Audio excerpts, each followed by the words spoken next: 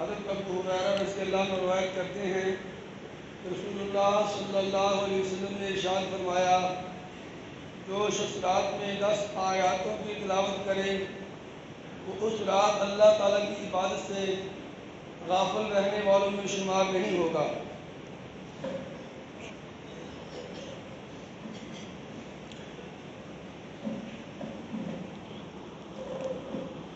صلی اللہ علیہ رسول الکریم بعد، حدیث مبارکہ آپ نے سنی ہے کہ رات کو 10 آیات پڑھ لینا قرآن مجید کی تو آدمی مغفلین میں شمار نہیں ہوتا کہ اللہ سے غافل تھا۔ تلاوت قرآن کی بہت زیادہ اہمیت ہے، جتنے ہم غافل ہیں اتنی زیادہ اس کی اہمیت ہے، اس لیے کہ پیغمبر سلام کی جو منصب تھے، 4 بڑے منصب تھے، 4 بڑے کام تھے رسول کے، جس میں پہلا کام یتلو علیم آیاتی، کہ ہمارا پیغمبر تلاوت آیات کر کے سناتا ہے تمہیں۔ یہ تلاوت آیات کرنا وسلم کا، اس کو بہت بڑا احسان قرآن نے شمار کیا ہے۔ لقد من اللہ علی المؤمنین، کہ ذات پیغمبر بھی تم پر بہت بڑا احسان ہے، خود ذات پیغمبر، اور پھر آگے جو ان کے کام ہیں ان میں پہلا جو بہت بڑا احسان ہے کہ تلاوت آیات کرتے ہیں، اس لیے کہ نبی اگر اپنی زبان سے وحی کے الفاظ کو نہ نکالے تو مخلوق میں کوئی پڑھ نہیں سکتا، کوئی پڑھ نہیں سکتا۔ ایک چھوٹا سا لفظ بھی، بسم اللہ کی با بھی زبان پر نہ آ سکے، اتنا وزن پڑ جائے، زبان کنگ ہو جائے، بول نہ سکے، لیکن جب پیغمبر پڑھتا ہے تو پھر امت کے لیے آسان ہو جاتی ہے۔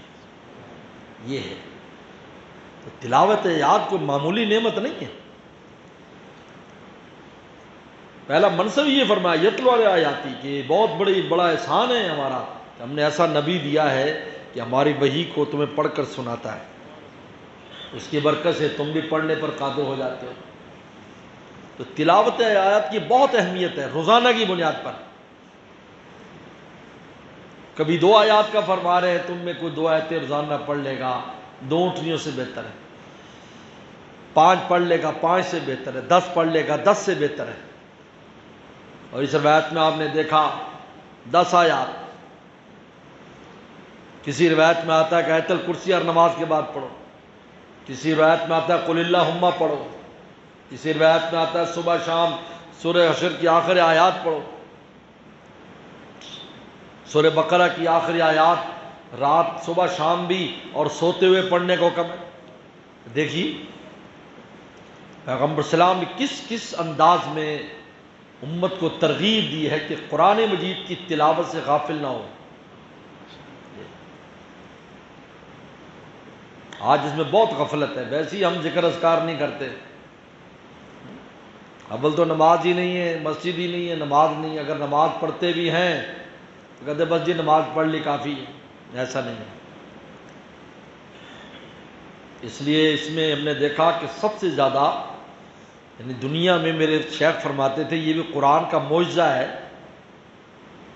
کہ عرب لوگ جن کی زبان میں قرآن ہے وہ سب سے زیادہ قرآن کے عاشق ہیں۔ لہٰذا آپ حرمین شریفین چلے جائیں، سب سے زیادہ تلاوت عرب لوگ کر رہے ہوں گے، سب سے زیادہ۔ 5 منٹ بھی بچیں گے نا جی، اگر نماز کھڑ 5 منٹ باقی ہے تو قرآن 2 منٹ بھی ہوگا تو قرآن لے کر بیٹھ جائیں گے۔ اس لیے وہاں ہر مسجد میں اتنے زیادہ نسخے قرآن کے رکھے ہوتے ہیں، عام جگہوں پر ہمارے تو الماری میں اچھی طرح بند کر دیتے ہیں نا، کھولنے میں تالا لگا دیتے ہیں، نکلے ہی نہ۔ وہاں عام جگہیں ستونوں کے ساتھ دائیں بائیں صفوں کے درمیان، کیونکہ وہ آتے ہی انہوں نے قرآن مجید کو پکڑنا ہے، 2 رکعت پڑھنی، تحیۃ المسجد اور قرآن کی تلاوت شروع۔ حالانکہ اپنی زبان کی کتاب پر کوئی اتنا عاشق نہیں، لیکن قرآن پر وہ ہم سے زیادہ عاشق ہے۔ اس لیے پیغمبر السلام نے اس کی ترغیب دی ہے، ہمیں اس کا اہتمام کرنا چاہیے، رات دن میں معمول بنانا چاہیے۔ تھوڑا سا پڑھ لیں، کچھ زیادہ کا نہیں کہا، 2 آیتیں بھی نہیں پڑھ سکتا آدمی، رات کو 10 آیتیں پڑھنی آپ نے، اور رات کو آپ 10 آیات پڑھیں گے، پوری رات عبادت گزاروں میں شمار ہوں گے آپ، اب اندازہ کی۔ اس لیے تلاوت آیات جس کی بہت زیادہ اہمیت ہے، اور قرآن مجید کی ترتیب بتاتی ہے کہ یتلو علیہ آیات کے بعد یزکیہم، کہ ہمارا پیغمبر دوسرا کام کیا کرتا ہے کہ ان کے باطن کو پاک کرتا ہے۔ تو یہاں اللہ والوں نے عجیب بات کی ہے کہ تلاوت آیات کرنے والا جو انسان ہے اس کا باطن جلدی پاک ہو جاتا ہے، کیونکہ ترتیب بتا رہی ہے کہ تلاوت آیات کے بعد پاکی کا بیان ہے، تو باطن کی پاکی بھی ان لوگوں کی جلدی ہوتی ہے جو قرآن سے تعلق رکھتے ہیں۔ اگر آپ چاہتے ہیں آپ کی روحانی بیماریاں جلدی دور ہوں تو تلاوت آیات کرو، پھر کسی شیخ کے پاس جاؤ گے سود میں بیٹھو گے تو انشاءاللہ جلدی جو ہے سارا کام ہو جائے گا۔ یعنی یہ دل کے، کیونکہ دل کا زنگ دھونے میں تلاوت آیات اور موت کو یاد کرنا دو چیزیں بہت زبردست اکسیر نسخہ ہے دل کا زنگ دھونے میں۔ موت کو یاد کرنا دل کا زنگ دھوتا ہے، تلاوت آیات دھو دیتے۔ تو یتلو آیات وہ یزکی ہی، یہ تلاوت آیات کے بعد تمہارے باطن کا تزکیہ آسان ہو جائے گا۔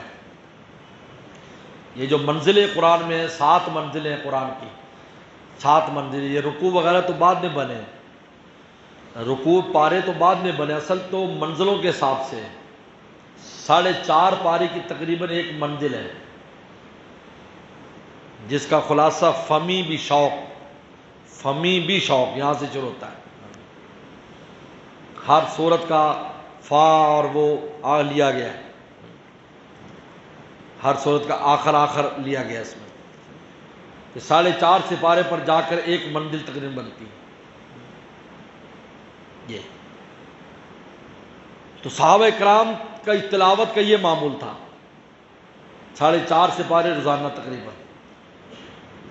یہ بعد میں آسانی کے لیے بخارا کے علماء نے، بخارا شریف کے علماء نے پارے بنائے، رکوع بنائے، یہ ہم عجمیوں کے لیے بنائے، عربوں کے نہیں، عربوں کا رکوع ہے ہی نہیں، وہاں ان کے قرآن مجید عرب دیکھیں گے ہمیں آپ کو سمجھ میں نہیں آئے گا، اس لیے لکھا ہوتا ہے کہ یہ عربی قرآن ہے اور یہ پاکستانی قرآن ہے۔ قرآن تو وہی ہوتا ہے لیکن اس پہ سپارے اور رکوع لگے ہوتے ہیں۔ تو 30 حصے کر دیے بھی، چلو ایک سپارہ روزانہ پڑھیں تو مہینے میں قرآن ختم ہو جائے، 30 سپارے یہ اس طرح بنا۔ تو بہرحال جو بھی آسانی ہو، تو باطن کے تزکیے کے لیے بھی تلاوت آیات بہت ضروری ہے۔ اور یعلم کتاب الحکمہ، تعلیم کتاب تعلیم حکمت دیتے ہیں، تعلیم کتاب قرآن مجید کی تفسیر سمجھاتے ہیں۔ اس لیے درس قرآن وغیرہ ہو تو اس میں بیٹھا کرو، ورنہ خود پڑھ لیا کرو، کوئی تفسیر چھوٹی موٹی تفسیر لے لو۔ حضرت مفتی تقی صاحب کا آسان ترجمہ تفسیر ہے، وہ پڑھ لیا کرو۔ اور حکمہ حدیث شریف، حدیث کی کتاب، حکمت کی باتیں رسول اللہ کے ارشادات ہیں، اس میں حدیث کی آسان کتابیں، معرف الحدیث مولانا منظور صاحب نعمانی رحمۃ اللہ علیہ کی بڑی اچھی کتاب ہے، بہت عجیب کتاب ہے، اپنے مطالعے میں اس کو رکھو۔ ورنہ فضائل اعمال ہے، یہ بھی وہی ہے، احادیث ساری اس میں جمع، اس کو مطالعہ کرو، گھر میں سناؤ، گھر میں سنایا کرو۔ تو بہرحال تلاوت آیات کا اہتمام کرنے کی ضرورت ہے، یہ بہت بڑی نعمت اللہ نے ہمیں عطا فرمائی ہے کہ یتلو علی آیاتی، یتلو علیم آیاتی، کہ ہمارا پیغمبر آیات کی تلاوت کر کے تمہیں سناتا ہے۔ اللہ عمل کی توفیق عطا فرمائے۔